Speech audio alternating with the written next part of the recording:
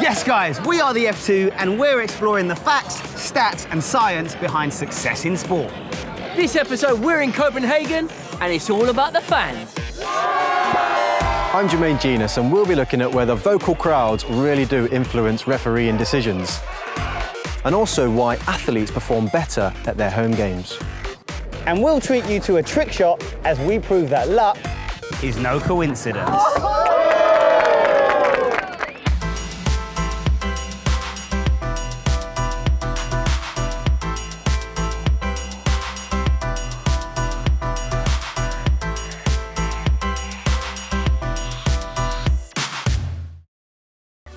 Home advantage is well documented at all levels of sport, but there's no bigger rush than stepping out in front of your home fans and feeling their enthusiasm lift you. And the good news for Brazil going into the games this summer is the effect of home advantage is especially strong in major athletic tournaments, where according to some studies, the host nation can expect to win around 3 times more medals than usual. Legendary American athlete Carl Lewis first enjoyed home support in LA in 1984, where he won an historic 4 golds. Well, the lead up to '84 for me was amazing. I was on the cover of a national magazine for 11 consecutive months. So it was all of that and the expectation, and then add on top of that, can he get 4 gold medals? Can he break the world records? So there was a lot. But being in my home country through it all made it easier. My family was there. I knew the city. It's just a comfort zone. So that helped me get through it. Travel takes a toll on anyone. Emotionally, physically, you're gonna have that home field advantage because that's something that's taken off the plate to have to worry about. Perhaps the biggest factor in home advantage are the fans. The home support give you everything what they have and the other guy doesn't get anything. People are in the stands, their expectations high for you, so you want to perform in front of them. If I think of home advantage and I think of the crowd cheering me on, that's a huge effect because you're familiar with the sound the crowd makes and you feel safe and you probably have been able to keep your own routines and you don't have to adjust to something foreign or something new.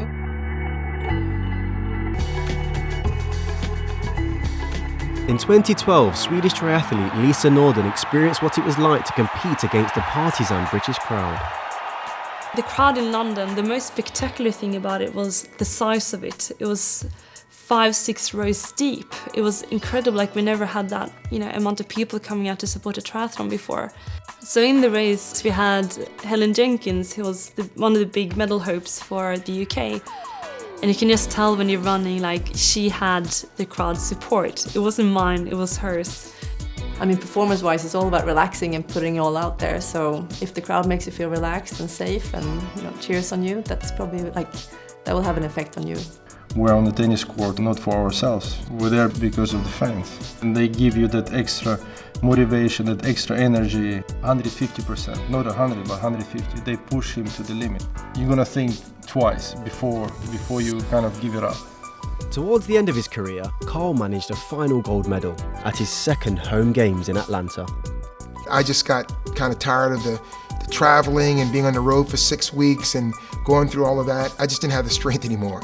So being in the United States made a big difference, and there's no way I believe that I would have gotten through or even tried had I not been there.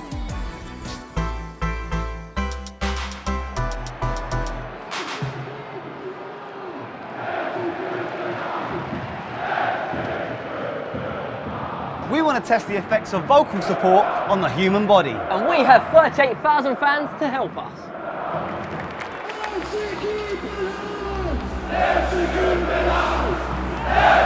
We're at FC Copenhagen's Parken Stadium, where 2 players will go head-to-head in an on-pitch experiment to measure the impact of fans on players.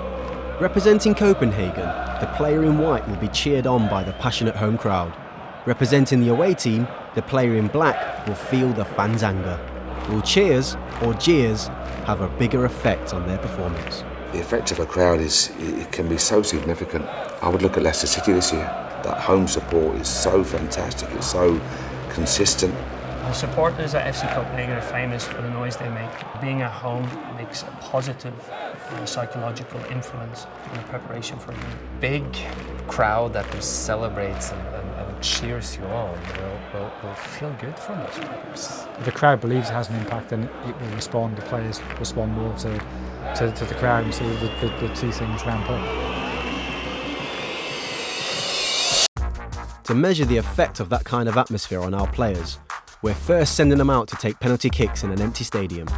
We've rigged them with a range of monitors so we can measure physiological factors like heart rate and environmental factors like the volume level in the stadium. With no pressure from the stands, both players' heart rates are low. Their body language is relaxed and the shootout ends on as even.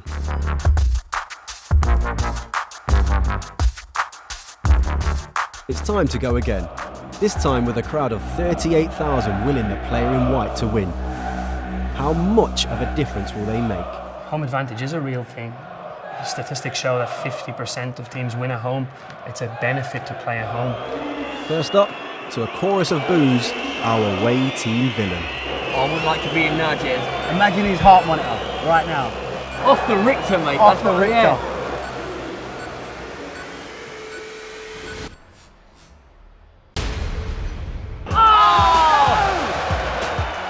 That was a horrendous penalty. Talk about pressure getting to you.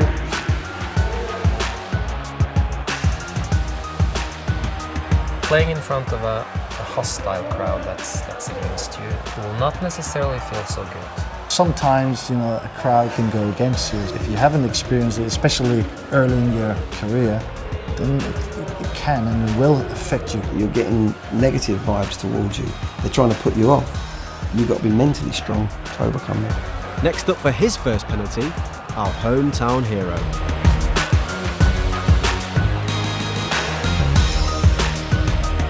He should be going into this confident, really, Jez, because he's a home player. Yeah, but he's got pressure. He's got pressure. They're all backing him, but if he misses... Oh! What a penalty. Jez, he's definitely going to go into his second penalty. Confidence sky high. He's got the crowd behind him. Let's see how he does. Surely he can't miss two in a row. The crowd are giving him some serious abuse. I like it. No! You don't miss like that! 38,000 people watching this, Jez. That was terrible. He's got a bit more swagger in the way he's placing the ball this time. Football is a huge confidence game, and a lot of that comes from the fans. If the fans are behind you. Crowds go there to be entertained. They're loyal fans, their backing is fantastic, but they go there to be entertained. Down the middle! The crowd's not happy. That's the problem. When you're at the home support behind you and you miss, you feel like, you know what I mean, you've let everyone down. Exactly. Having all that support can sometimes backfire and actually create more of a home choke effect. Here we go. Yeah, well played. It was a great penalty though. It could be a vital 3 points to save your team from relegation. It could be to qualify for a European Cup. Or if you really find yourself as a team with a crowd, they can lift you on to amazing things. This one's a lottery, Jez. This one scored one. Here we go. Can he handle the pressure?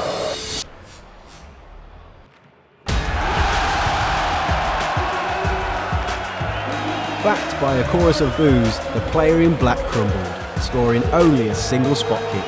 With the full support of the crowd behind him, the player in white scored 2. So cheers beat jeers by 2 goals to 1.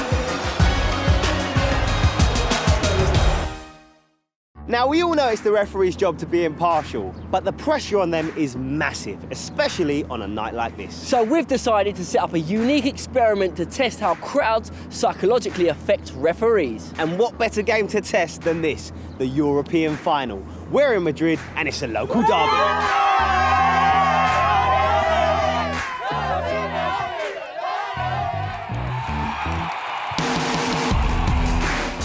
I think we should have a lot of sympathy for referees. I think they must have the worst job in the world. Taking the stick from the media and dealing with some of those high-profile players, thick skin is essential. I believe referees get a very tough deal from the public, from critics, from people at home watching a game, seeing slow-motion replays of every angle and saying, oh, how the referee missed it. Research has shown that referees get an average of 92% of their decisions correct. But how much are they subconsciously affected by the noise from the terraces? We've asked match officials to watch the final and react to every decision. The green light signals they agree with the referee. Bill, I totally agree with the referee. Me too, Jez. The orange light indicates they do not agree with the referee. What? Bill, I totally disagree with the referee. Mate, that's your opinion, not mine. Let's see what happens.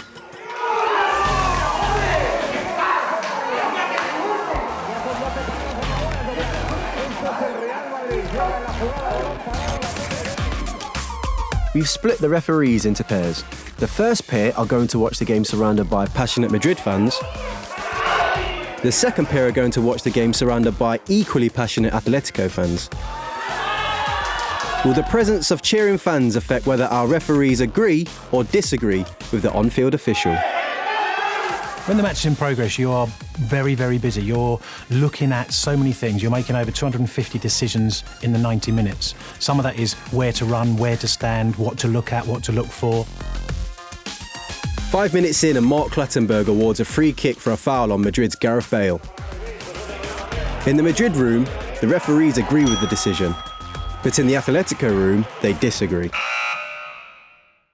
Referees are getting most of their decisions correct, but there will be just occasionally a difficult decision when it's not that clear, and I think it's those decisions where the referee then perhaps looks for other cues. On the hour mark, a clumsy foul by Fernando Torres on Sergio Ramos. Again, the referees in the Madrid room agree with Mark Clattenburg. But the referees in the Atletico room don't.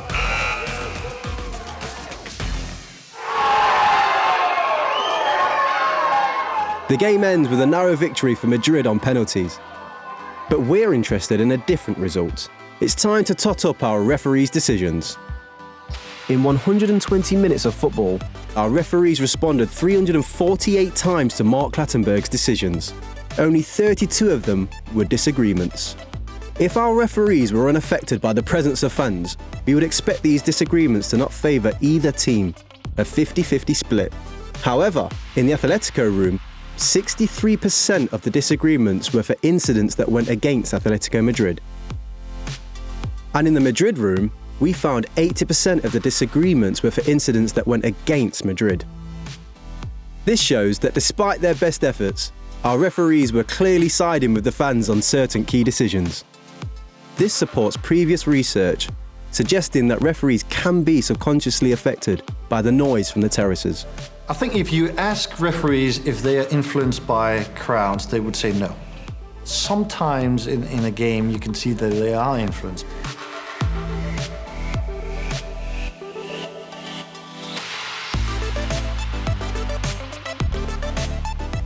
I think people forget referees are human. And referees are influenced by huge numbers of things, as any human would be.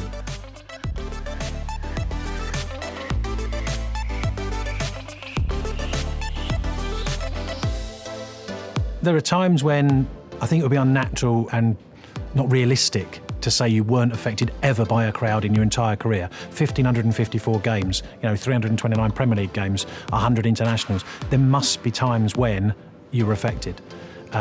What I would hope is that effect didn't have an effect on the outcome of the match.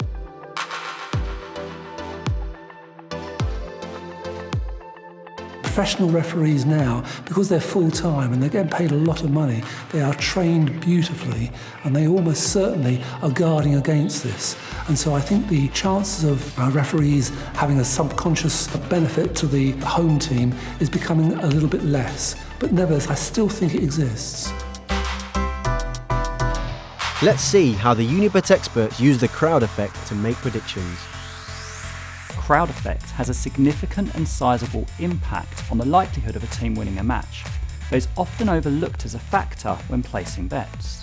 A team playing home and away, I always look at the statistics. You have some teams never winning away games, and you have some teams much better playing at home. And maybe the best example this year is Sevilla at home. They're a top team in Spain, and away they have not won one single game. So when it comes to betting on teams playing in neutral venues, it's really important to see how much ticket allocation each team got and the reputation of fans, as the crowd effect can have a significant impact. You know that the home fans want the home team to play very attacking, which would give the away team good chances to find spaces. So teams who play on counter-attack, like Leicester and Real Madrid, can also be very good when they play away.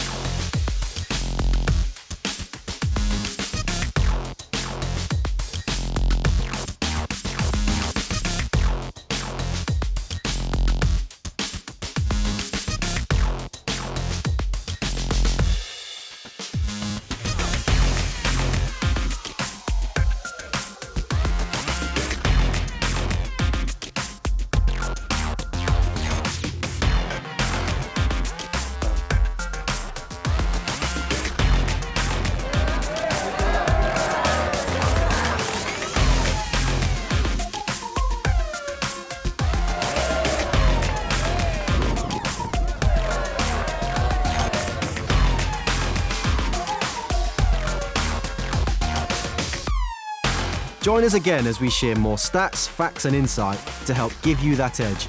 As we prove once again, luck is no coincidence.